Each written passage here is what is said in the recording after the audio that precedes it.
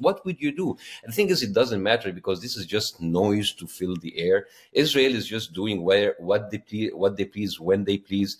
And it's not the first time. They bombed Rafah, by the way, during the Super Bowl. They bombed it during the Oscars. They started by bombing northern Gaza, and then it's like, oh, just like move to southern Gaza. They moved to southern Gaza, then they bombed them, push them to Khan Yunis. And every time you say, that's it, guys, we've got Hamas, we have a whole HQ under a hospital, and do you have a proof? Here's a really cool CGI video to tell you that we have actually an HQ, but then they go in and there is nothing. They bomb hospitals. They lie about bombing hospitals. They blame it on Hamas, and then they go in and they bomb 36 hospitals. They bomb all of the schools, churches, and mosques. There's no stopping. And they will bomb international workers. Oh, oops, it's Hamas. Oops, it's us. But it's okay. We've been there before. And then there's this fake rage. Oh my God, Israel, don't do it again. And then they do it again. So it becomes actually like, it's more of like a parody. It's more of like a farce of the news anymore, because what we have seen in the past 6 months is a microsome of what we've been seeing for the past 75 years. Israel getting away with whatever they want, and then people just like faking the outrage, Biden faking, or whatever leadership in power faking that they're gonna hold weapons, and then nothing happens. So I don't know. Go ahead. Let me get in here and respond to some of that, because it sounds to me like you're saying, obviously, when you said it's funny, it's laughable, right? It's not funny, it's laughable, and there's a difference. But it sounds to me like you're saying Israel is not being held to account, and no one is going. You don't believe that anyone in the Western world and the international community, you don't think that they're going to hold Israel to account. Is that what you're saying? Can you show me an evidence that says otherwise? Because they have never been held to account. They have been running away and going away with war crimes underneath everybody's eyes. And maybe people are just like wasting time and asking useless questions. What is the proportionate response? How can we end Hamas? It's just like, it's stupid. Their violation is so much that you cannot keep up. I mean, remember when Trump was in power and you cannot keep up with his lies and crazy shit that he says every single day? Mm-hmm. Like today, shithole countries, it's old news now. It's now you can you can grab them by the pussy. It's not that. It's not like you can shoot someone in Fifth Avenue. And it just like becomes so much that it becomes, it's Trump. Now, Israel killed another 15 people. It's Israel. It's fine. Let's just like pretend this fake rage and pretend that there's still some sort of an international law that Israel still is being held up to, but it's not. I mean, talking about international law, when you have 12 Republican senators sending a threatening letter to the prosecutor of the ICC, the International Criminal Court. So like, if you go behind Israel, we're going to go after you and your family. What is this? Is this like some sort of a mafia movie? What's next? They're going to send them an offer they cannot refuse? So, Bassem, you've heard this a million times. But what about October 7th? Israel has a right to defend itself. And how do you put a number to that? They have to do what they have to do in order to stamp out Hamas.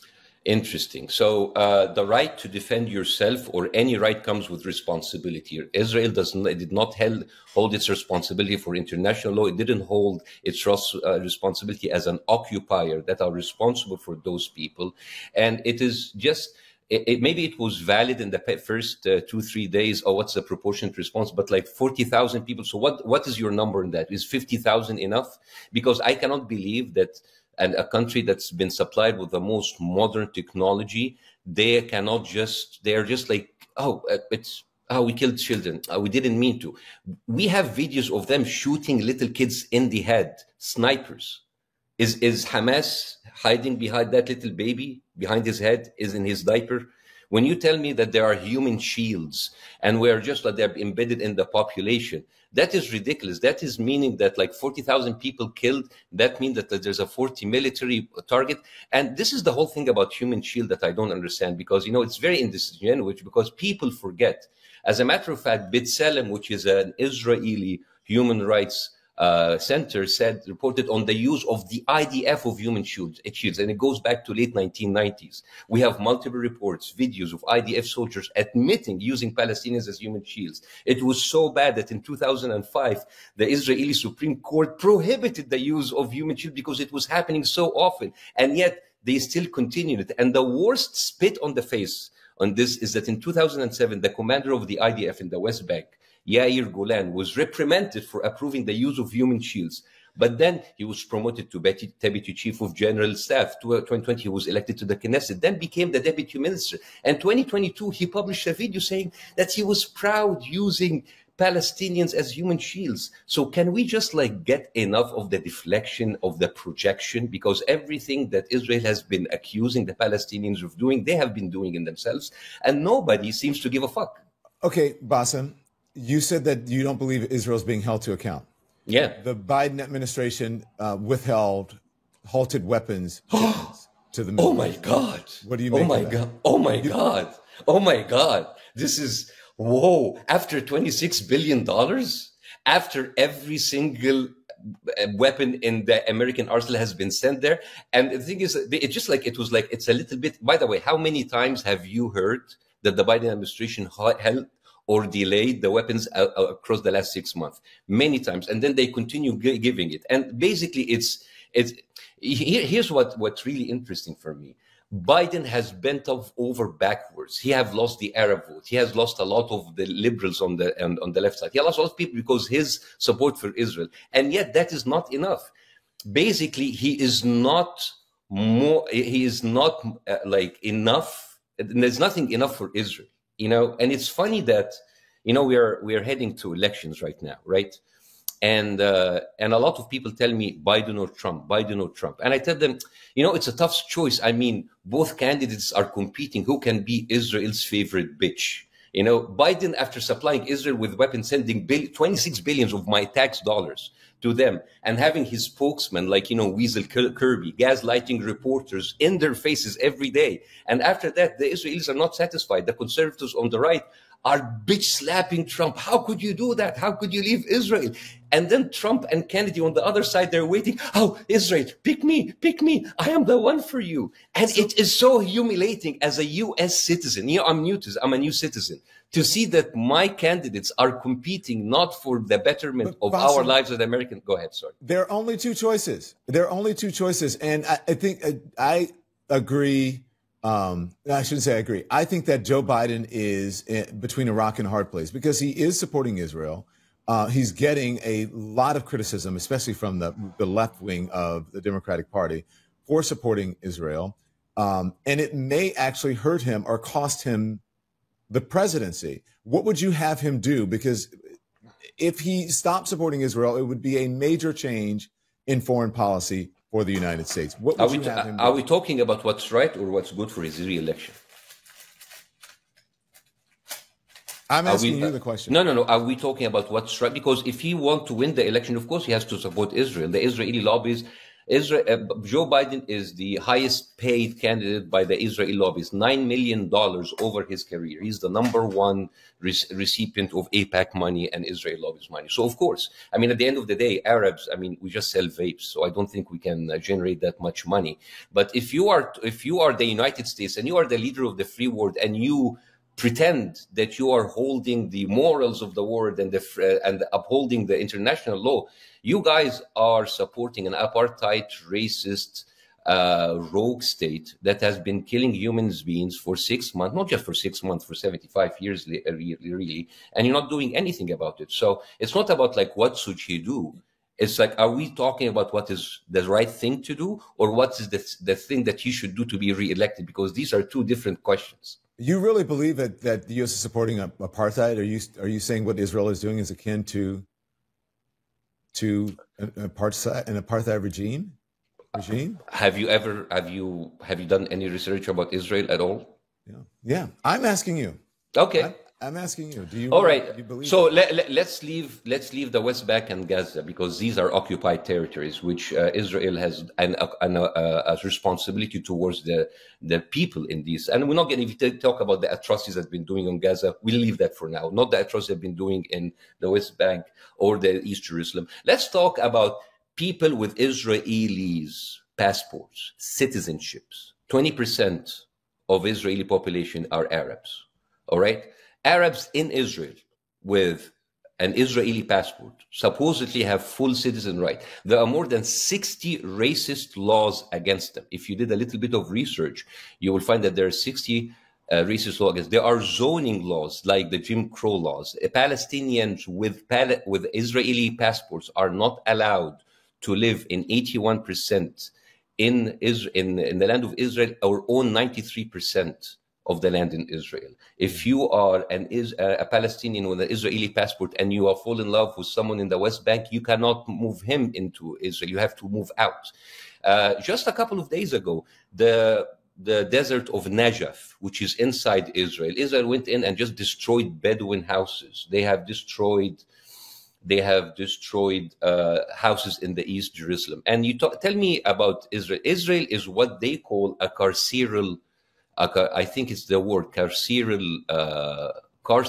Is it carceral? Yeah, carceral. I don't know what you're referring to. Yeah, so basically it's a carceral state, which is basically it's a state that uses the legal system in order to advance its political agenda. We talk a lot about like Israeli hostages, but nobody talks about Palestinian hostages. There are 9,000 Palestinian hostages in Israeli prisons. The CNN has just released a report talking about the horrible conditions that in these concentration camps, and I use concentration camp because it's exactly like concentration camps, and it is horrific. It's like as if you're taking a walk in Auschwitz, and it's kind of like it's in CNN. So maybe someone like, I don't know, Jake Tapper, your previous colleague, can take a note from that, because for the last 6 months, all it's been doing is just like bringing people with questionable testimonies to advance the rape hoax that was proved to be like lies time after time after time again, including someone like Chris Cohen, who changed his testimony 5 times until he found his way to Jake Tapper on 4th of January. Yeah, we can. In order to go through the entire history, I appreciate your knowledge of the region and your knowledge of what's going on. I mean, you asked me a question. You asked me a question if there is an apartheid state, and I just gave you. I get it. I do, and I want to know. But I in the time that I have with you, I want to find out. I want to ask you about a number of different things. Okay, go ahead. And so when you say you believe that the Biden administration is supporting an apartheid regime, yeah. Then what would the next move be? What would you have Joe Biden and the Biden administration do? What would you have America do at this point? Well, I have a practical solution and a little bit of an impractical solution. The practical solution is Israel is a client state. Israel is not an ally, it's a client state. It takes money from us. You and me and every other American have their tax dollars being shipped $26 billion in the last 6 months to buy weapons to kill children and women. That has to stop. And the thing is, it's a phone call. They can just, but here's the thing, that's the right thing to do. That practical thing to do will not happen. And I'll tell you why. And let me tell you a personal story, because this is very important to me. This is very important to me, my friend. I came to this country. I came to this country as a new citizen. I mean, this is new to me. This is all new to me, and I became a citizen in this country. And so I'm asking you to guide me. And everybody knows where I come from, the third world countries. Everybody knows that whoever is in control is not really in control. Whatever president or king or leader, they are basically answering to the US, Russia, or China, or France, whatever superpower is there. And then I come to the States, the land of the free, a country that is by the people, for the people. And I still remember the oath of allegiance that I have recited in front of a judge when I had my American citizenship. And it goes like, I hereby declare on oath that I absolutely and entirely renounce any other allegiances, all allegiances and fidelity to any foreign prince, potentate, state, or sovereignty of whom to which I have therefore been a subject of citizen. And I would support the United States and its laws, right? And then we give a brochure telling us how important it is to vote. And they give me a form, and I registered as a voter the first day I became a citizen. I was very happy, and I was very happy to vote. Then comes to voting. All of the candidates, whether Republicans or Democrats, they are telling you in your faces that they support Israel. AIPAC is bragging about spending $100 million and bragging about the success rate of its candidates, whether Republicans or Democrats. And it's not about issues about jobs. It's not issues about healthcare, about justice. It's about the only issue is Israel. But So couldn't the people say the same thing about you and about those who support Palestine? Where's my funding? Where's my funding? I'm sorry. How can you compare me with an AIPAC, with like a lobby that has pledged to pay $100 million, and in return they are bringing $26 billion to Israel? This is the best ROI I have ever seen in my life. How can you compare individuals like me who go to do comedy or have an account to social media? How do you compare that by the power of be that braggly openly tells you that we control your politicians and you as an American are okay with this? How can you be okay with this as an American? Because I'm new to this. Are you guys used to that? Are you used to that kind of humiliation? What I'm responding to you is you saying when you took your pledge, you said you had to pledge allegiance to America and renounce allegiance to any other country. Yes. And so that is where my question lies. Okay. How is my allegiance? Where is in any of what I just said right now can be considered an allegiance to a foreign country? I am an American citizen, and I don't want my taxpayers' money be sent to a country that has been violating international laws. I have not mentioned anything. I'm talking about Palestinians. I don't think I have allegiance to Hamas or the West Bank or Gaza, because that would be stupid, right? So basically, where is my allegiance? My allegiance is the United States. On the other side, the American politicians are openly wearing IDF uniforms in Congress, like Brian Mast, and they are bragging about taking money from Israel and sending money back to Israel, while me and you paying the tax dollar money in order to finance that. Again, can you repeat? Can you just let me know where would whatever I just said right now shows that I have allegiance to any other country? Where? Bassem, I'm asking you a question because I no, you just asked me, and I'm just clarifying. You said the same could be said about you. Yeah. Where's my double where's my double loyalty? Well, if folks, when sending in aid and giving money to help the people in Gaza, some of that money would possibly go to help Hamas. That's what they believe. Some of those supplies may go to actually help Hamas.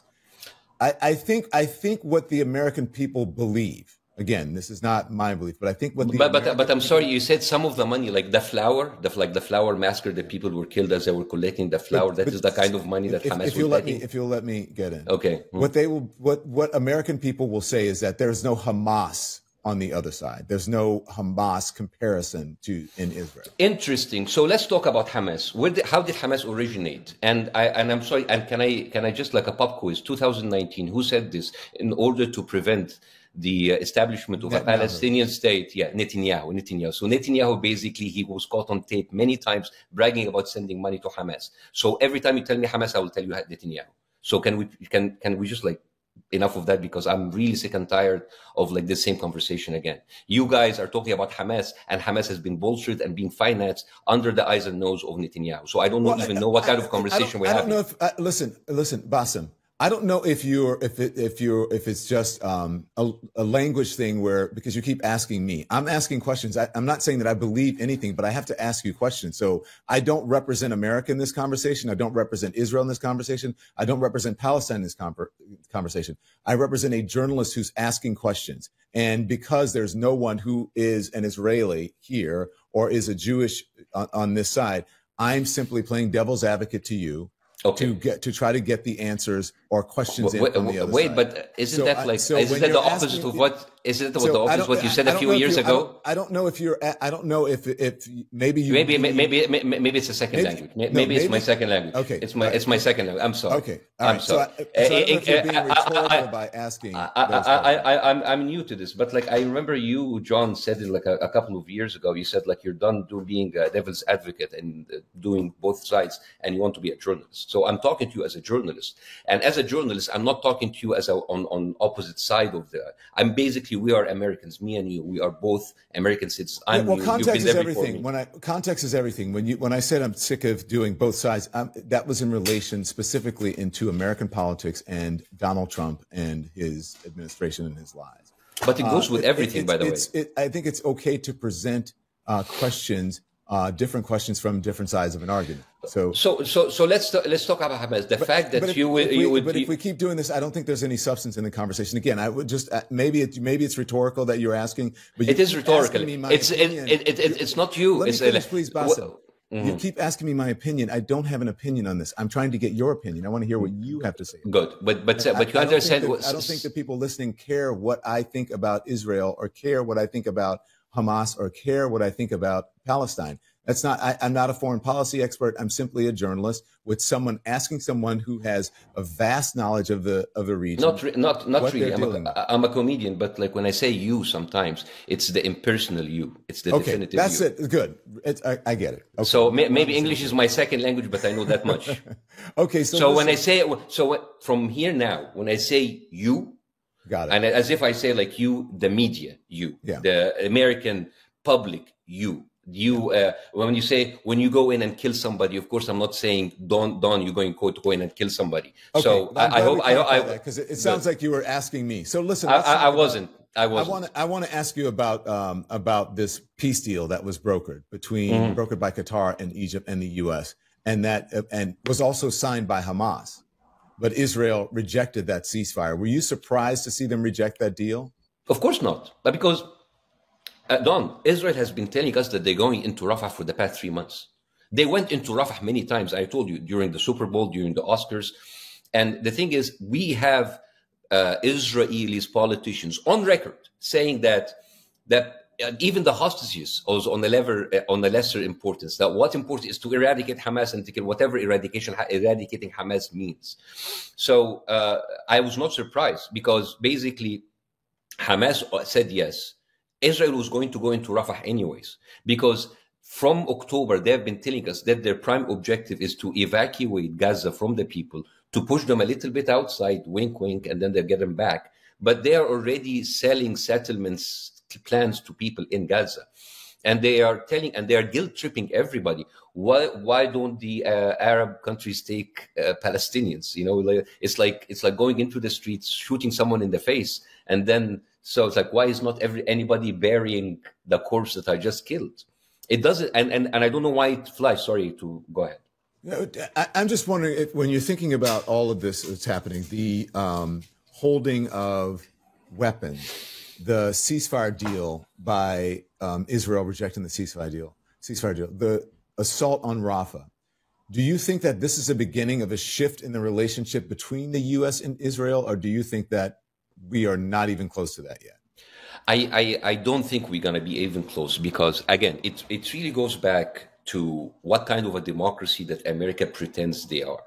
They're telling us that if you go and you vote for your candidates, those candidates will present your best interest. But what we have seen time and time again, that those candidates only succeed because they're taking a huge amount of money from a lobby that works for a foreign government.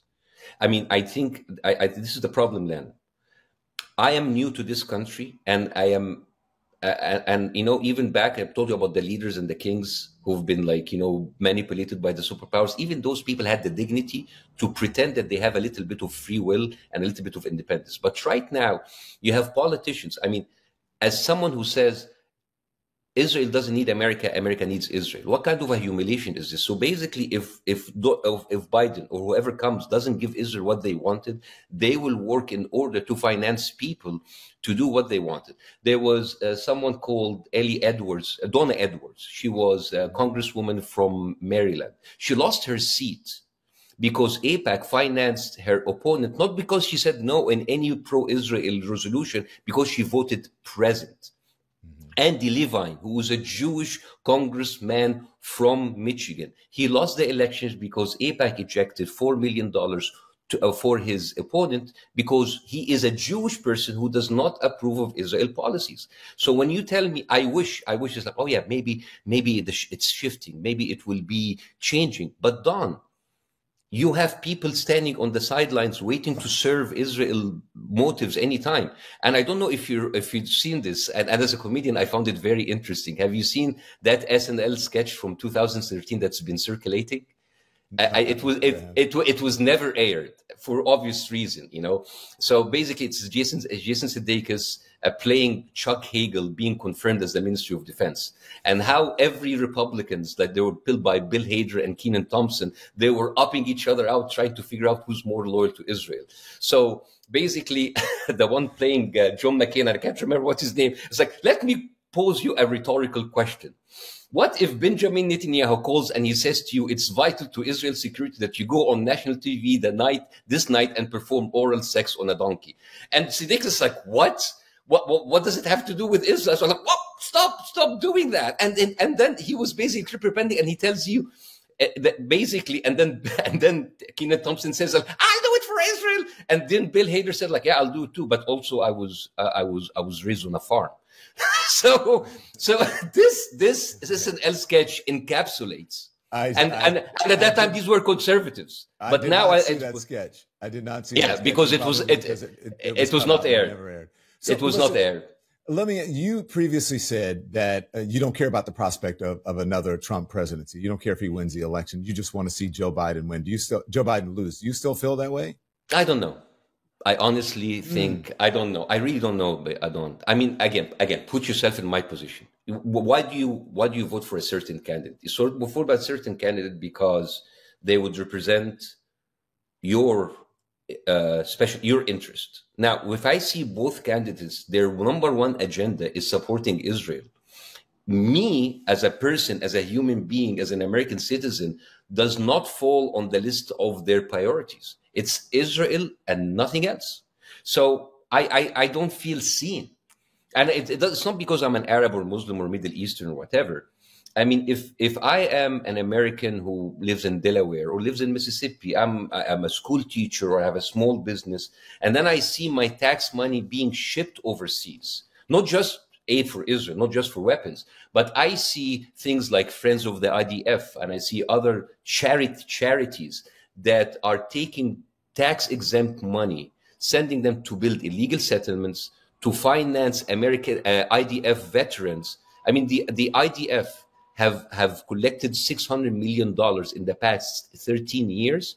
And I wonder if any of the Hollywood celebrities who attend these dinners even donate for American veterans or even work for the writers of the Actors or the Actors Guild. Back to the thrust of my question. Do you believe the response, if there was a Trump administration, that it might have led to even more violence in the region? Yeah, I know. But it's basically voting for someone with a violence, with the occasional slap on the wrist that doesn't do anything, or someone just like, guys, do whatever you want. So it's very depressing. It's very depressing. This is what I can tell you. Let me play this, and I want to get your response to it since we're on this subject of presidential candidates. This is Donald Trump just the other day at his trial here in New York City, speaking about the pausing of the shipment of weapons. Watch this. Thank you very much. What Biden is doing with respect to Israel is disgraceful. If any Jewish person voted for Joe Biden, they should be ashamed of themselves. He's totally abandoned Israel, and nobody can believe it. Now, he has, I want to get your response to that, but remember when he criticized Joe Biden for saying, if you vote for Trump, you ain't black? Do you remember that? Yeah. It's the same thing. Is he basically saying the same thing to Jews? Absolutely. But it's kind of like I wish someone would abandon me and give me $26 billion. I am craving for that kind of abandonment. Joe Biden has been playing kind of like samurai with all of the stuff that's got. Oh, I've seen decapitated babies. Have you seen? No, I haven't seen. I'm sorry. And then Anthony Blinken goes in and talks about this crazy story about Hamas fighters like killing and raping and killing someone's breast and then sitting down and having breakfast, which is, I mean, I don't know even how people can report that. But it becomes a charade. It becomes as a charade. And the thing is, we are right now seeing for the first time how the audacity of people saying that they work for a foreign government. They even wrote a bill called the anti-Semitism law. Even Jewish people's like, this is too much. This is crazy, guys. This is all of those people talking about counterculture, sticking to the man, cancel culture. They are canceling our First Amendment, our right to expression. Basically, if you criticize Israel, you could be penalized. You could be called. So, by the way, 25%. There's a poll that is done that 25% of Jewish people in America believes that Israel is a racist state. So now 25% of Jews in America, that's 1.5 million, are anti-Semitic. So I don't understand how is even that kind of laws being written, and how people don't even speak about it. And all of those people of the First Amendment and the freedom, where have they gone? I wonder if, I've been talking to people about the disconnect between, there's an age gap about how young people feel about our Israeli policy, the United States Israeli policy, about the war in Gaza, and how older people feel about it. And even among Jews, some of the younger people are on the, out here protesting. Why do you think that is? I think it's because the younger people only know Israel through a Netanyahu far-right administration. And so that is what they think of Israel, as a sort of far-right. I would disagree. I would disagree with you, Don, because basically the only difference is that now you have internet and you have knowledge, and people are getting to know information for themselves. Not so long ago, it was the state-run media that was running the narrative, telling you exactly what you should think. Now with the internet, with TikTok that they want to ban now, people are knowing more and more about Israel and its history. It's not like a left or right. You think they've learned more instead of less? Because people will say, well, it's TikTok. They're only getting little bits and pieces. They're getting bits and pieces off of the internet. They don't know the history. They should visit Auschwitz, and on and on. Interesting. So let's talk about knowing more, because basically this is what Hillary Clinton just said in a couple of days when she went on Joe Scarborough, and she repeated her husband lies about. She said like, "Oh, those young people." You see, this is the way that you belittle college people. These young people, they don't know anything. I mean, and she repeated her husband lies about Palestinians rejecting the peace treaty and Arafat leaving the thing. And I want you. This is very important, Don, to bring you to your attention, because it shows you how complicit and how dishonest the media and the politicians are. John Scarborough, father-in-law, in 2009, Chvinis Brzezinski, he came on his show, and he was the national security advisor. And Joe Scarborough repeated the same bullshit about Arafat moving and Palestinians refusing. And the guy told him that that his information is surprisingly superficial, and it's embarrassing listening to him. And he schools him about what really happens and how Arafat was giving a really lousy deal.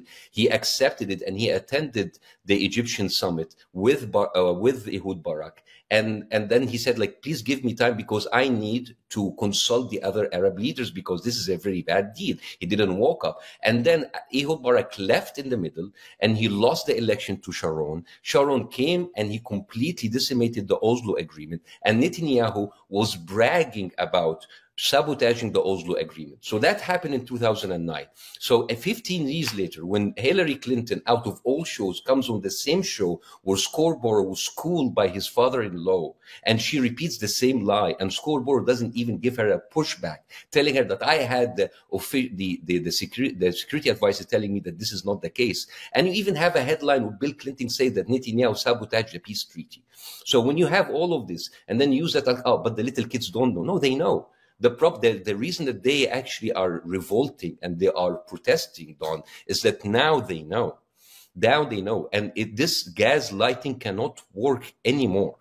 And it's kind of like, when I remember I tell you, it is right there in your face. And it's I remember like this quote by George Orwell in 1984, when they told you the party told you to reject the evidence of your eyes and ears. It is their final and most essential command. So the gaslighting that's happening on a daily basis, those little kids, those people in Colombia that they were vilified and belittled by the media, they did the same thing in 1968 when they occupied Hamilton's Hall for the Vietnam War. They did it in 1985. I don't think that anyone will disagree with you that people have the right to protest. But I think the problem that people had with Colombia was the breaking and entering, the breaking and entry.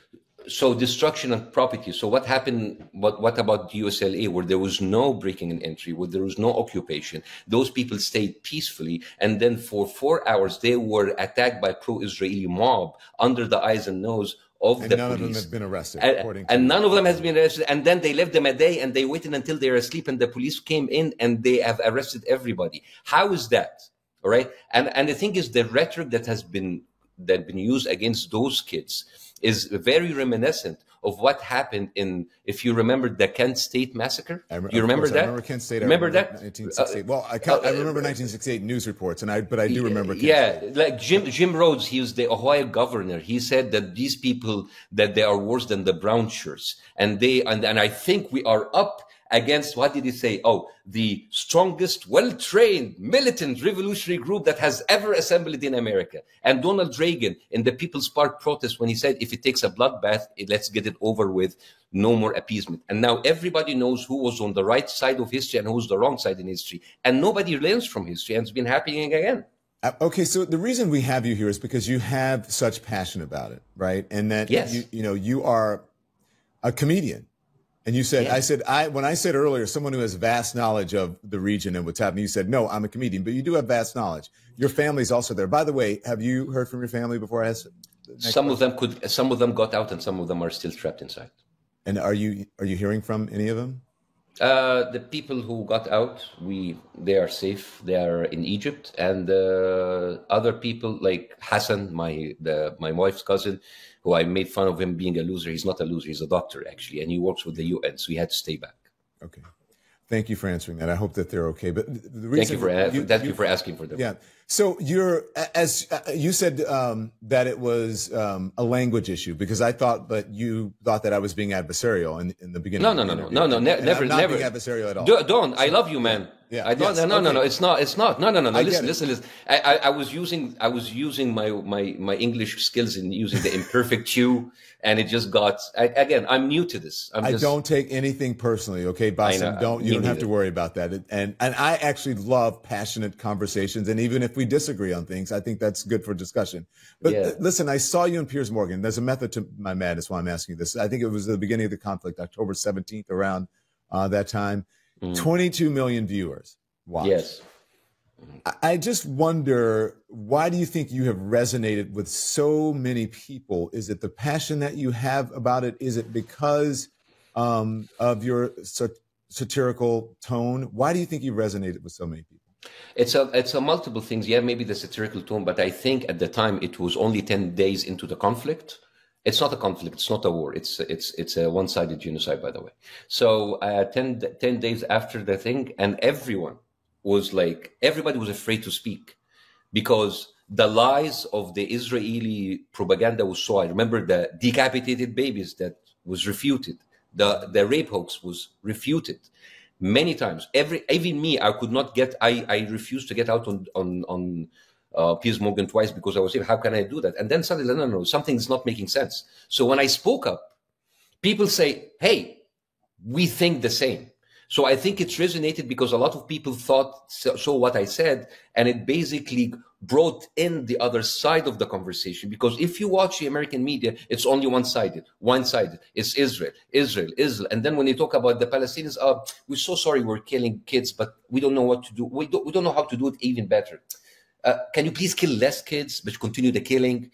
It's just like very, very. That is a satirical. Well, in that interview, you did say, in order for there to be long-term peace achieved in the region, that we, Western media, as you said, and here's the quote. It says, "must change the perception around good and evil." Right. Yeah. And then you satirically quoted Nikki Haley, and you said, between good and evil, between Israel and Palestine, arguing that Israel was given a blanket green light to act with impunity because Palestinians are inherently evil. Mm-hmm. So some of the polling suggests that view is changing. Do you feel that way? The polling says 55% of Americans disapprove of military action in Gaza. Yeah, and this is the 55% and the other 45% are still exposed to the same media. I mean, I don't think that this other side, the Palestinian side, has had a fair share of representation. I mean, I am very sorry, and it's this kind of a journalistic scandal when the New York Times, that have run with the most outrageous stories about the rape stories that was that was proved by the Israeli media themselves to be hoax, to be wrong, they win a Pulitzer Prize. It's the same New York Times that claimed that there are 450 miles of tunnels inside of Gaza. That is more miles of tunnels than there is the New York subway system. How can you believe that? It is the same way that Amy Schumer gets on the cover of Vanity after like promoting the genocide, or Bill Maher thinking of what he's doing is comedy by punching down of little college kids, or Dr. Phil going to Israel to whitewash Netanyahu. But I mean, that's okay because Dr. Phil is used to hosting predators, so it's on brand. At the same time, we're talking about the polling, about the sentiment among Americans changing. The focus group suggests that the Middle East and foreign policy rank really far behind a number of issues that are important to young voters ahead of this election. And I just, go on. Yeah. No, I understand, but like I think I really do believe. I'm from the Middle East, but I really want America first. I do. And America first is not a Republican or a Democratic slogan. America first should be on people's agenda, not Israel first. So if you go in and you continue paying an arsenal to continue killing women and children, it's not a war. It's a one side. War is between two competing adversaries. You have like people being killed in refugee camps, and I don't understand how can this continue. And I really want to hold my politicians accountable, and want them to work for me instead of working for a foreign government. And again, and I'm sorry that I bring that on, Don. Please forgive me, but I came here in order to know that my vote makes a difference. If my vote doesn't make a difference, and whoever I vote into office would just give more concession to Israel, why are they even there? It is mind blowing. How is not every single platform, every single news show in America talking about how our democracy is being hijacked in front of our eyes while they are bragging about it? It is the biggest gaslighting operation I've ever seen in my life. How are you not losing your mind about this every single day? When I want to ask you about something you said about, you criticized Joe Biden for saying, he said he described Zionism, right? Because I know you feel a certain kind of way about Zionism. He said that's why Israel is necessary. People do not feel safe anywhere in the world. That was his statement. And he said that's why Israel is necessary. Why do you think Zionism is such a bad thing? Because you've criticized the president. Because Zionism is an expansionist, apartheid, racist ideology. It has nothing to do with Judaism. It has nothing to do with Jewish people. And don't hear from me. I'm a biased person from the Middle East. I'm Arab, I'm Muslim, I'm brown. Listen to the rabbis, listen to the Jewish people, listen to the people inside America. Listen to Naomi Klein, who wrote an op-ed called "We Need and Have an Exodus from Zionism."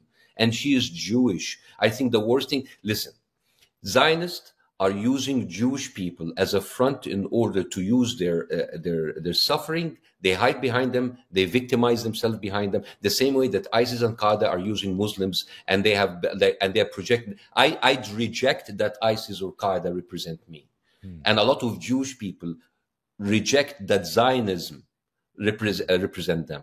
And if you have a few, not even a few, a lot of them who are powerful and have money who could tell you otherwise, that is like that's basically because of the money and the power that they have, but that's not true.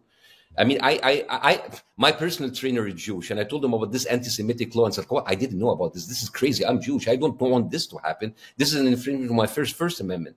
Everybody, like whatever goodwill that Israel that has amassed over the years is gone.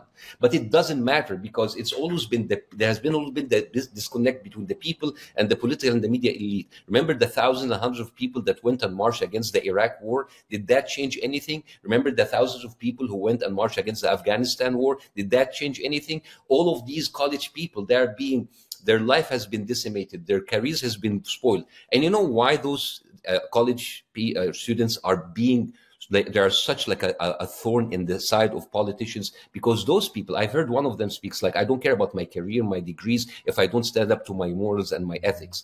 And those people, the presence of those people shows how weak and the sellout and a horrible people in the media and the politics have been. Their presence is a nightmare for them.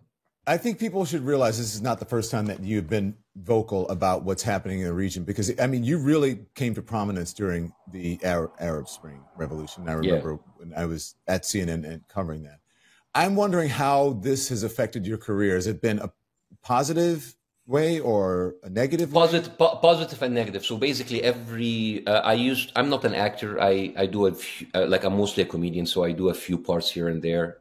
I used to have maybe 2 or 3 auditions per week coming my way. Now that has dried up, so Hollywood is not sending me any auditions, so that's fine. But my stand-up comedy career is doing well because there's no middleman between me and the people. People just pay tickets and come to my shows. And so yeah. And you are very critical of the media. Obviously, we've talked a lot about that. But so now we all should. We all should. I agree. We should be critical of the media, especially the mainstream media. Right. That's why you're doing this thing with Mehdi Hasan. I'm a contributor with my friend Mehdi and Zetio, and I'm actually gonna go and maybe I'll do my own platform soon. I don't know. But do you think that independent media is the future of media? Do you think that people are fed up enough with the mainstream media that it will be good until it becomes too strong? And I'll give you an example. Remember TikTok that was independent and people got their stuff from TikTok, and then when it's too much, we had a leaked phone call by the head of the ADL saying we have a TikTok problem. A few months later, they are banning TikTok. So again, it is very interesting how the media plays. And by the way, going back to the college, it's something that bothers me, and I'm sorry, Don, I have to tell you. Remember, everybody say all of those anti-Semitic, all of those Jewish people that don't feel comfortable. Have you tried to talk to the Jewish people inside the colleges? Have you tried to talk to Annalise Orlik, who's a 65 years old professor? She's the chair of a Jewish study department of Dartmouth. She was handcuffed and beaten by the police.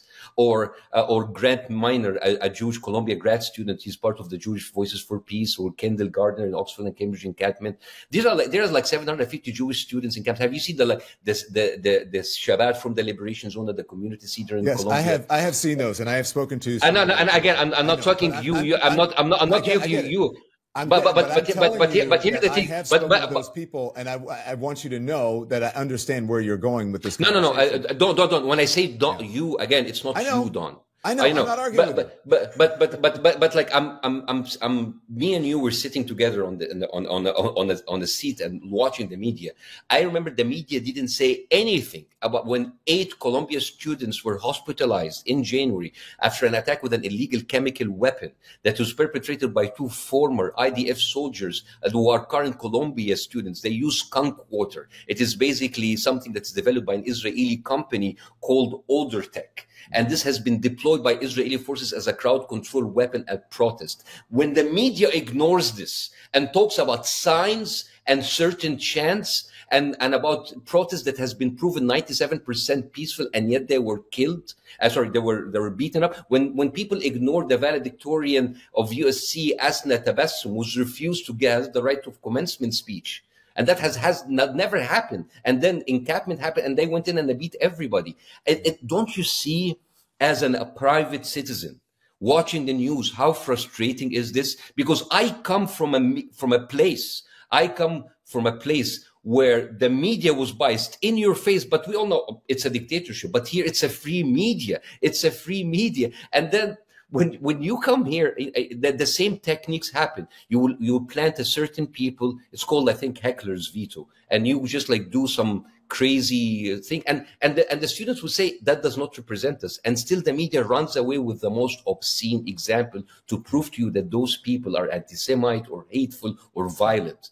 And then you have the NYPD commissioner showing chains that are used for bicycle safety as a proof that they're using weapons. This is exactly what I have seen in Egypt. This is exactly what I've seen in the Arab world, how the government would planting evidence on the students so they would vilify them against the public. Yeah. And this is why Bassem, is that I've seen what you are saying, and I actually went to a rally at NYU because I thought the media coverage was skewed, and they were holding Good for you. Good for you, They were holding a Shabbat, and many of the students who I spoke to were Jewish, and they told me why they were there supporting Palestinians. So I appreciate you, Don. Yeah. So I do think that when there are skirmishes, the cameras turn towards that. But that is natural. When people are breaking into buildings, the cameras will turn toward that. When cops are trying to move people, the cameras will turn toward that. I'm not saying it's right, but that is what happens. So that's why I love Macklemore. Have you seen his recent hit? No, I have not. Oh my God! Yeah, you haven't seen it? No, I have not. Oh my God, Macklemore had it's called Hind's Hole. You remember when Hamilton Hall, they renamed it Hind's Hole after the little girl Hind who was 6 years old that was trapped in a car that was bombed by the IDF for hours, and it was used as a bait to kill all of the baby. Remember? I've seen. I know what you're talking about. I know what you're talking about. So that's why I love Macklemore. Like, at least he has the balls to speak up while the rest of the media are lying, whining, even denying. As students students have been vilified, crucified, even their basic rights denied. I feel I'm kind of rapping now. I mean, you ignore women and children being killed en masse. But hey, the IDF is the most moral army in the world, my ass. Still, the media keeps giving Israel a pass, but that's okay as long as we all condemn Hamas. Mass graves with people hands zip-tied. We've all seen this has been worldwide. Where's the free press? Where did they hide? Spotting IDF lies, covering up daily genocide. Sorry, did the word genocide hurt you? Oh no, that's something Israel won't do, but they do. Stop pretending you don't have a clue. All of you knew, but none of you speak up. Not of you, even a few. You all have been lying while babies in hospitals are dying, ignoring the politicians Israel been buying, calling everyone an anti-Semite while that shit in flying. So wake up, guys. Your journalistic integrity is in decline. How about telling the truth? Maybe grow a fucking spine. Now, how do I wrap up this lousy rap of mine? Well, I'm a comedian. I should end that with a punchline, but I have none. Not this time. So how about something else, something that can rhyme? I know, Free Palestine. Hey. I love Macklemore, and he inspired me. Bassem, I love your passion, and I think it's great. And I don't want people to think that we're fighting, because we're not. But no, we're not. Babe. I like the fact that you went into the Colombia encampment to report and to know for yourself. I went to NYU. I tried to get close to Colombia. I could not get that close because the police were blocking. The fact that you tried makes you a good man in my book. Yeah. So then, as we end this, now what? Where do we go from here, in your estimation? I think politicians should work for America, not anybody else. It's really as simple as that. Because, Don, if you saw the NRA bragging about buying politicians, it will not sit well with you. Now, if a foreign country is bragging about buying politicians and it's in your face, that should not sit well with anybody. Not sit well with conservatives, with liberals, with independents, with whatever third party. This is an obscene hijacking of our American democracy. I love this country. This country gave me a second chance. I want to raise my kids in this country, but I don't want to have laws being written that my daughter grows up and goes and maybe she wears a kufiyya because, she's partly Palestinian, or maybe she goes in and goes into a protest and she gets arrested because now there are laws that you cannot speak about a foreign country. Well, you have laws protecting you if you spoke about the president, the Congress, the Senate, God, Jesus, the Lord, Muslims, the LGBTQ, whatever, but you cannot speak about the one thing. I have always been made fun of as an Egyptian, as an Arab by my American friends. Oh, you have all of these red lines. You have all of this stuff you cannot speak to. Now everybody is coming to see where is the true red lines of Americans. And I would like to see them deal with that and maybe cross it. Thank you so much for watching this video. Hope you liked it. Please like and subscribe, and we'll see you in the next one.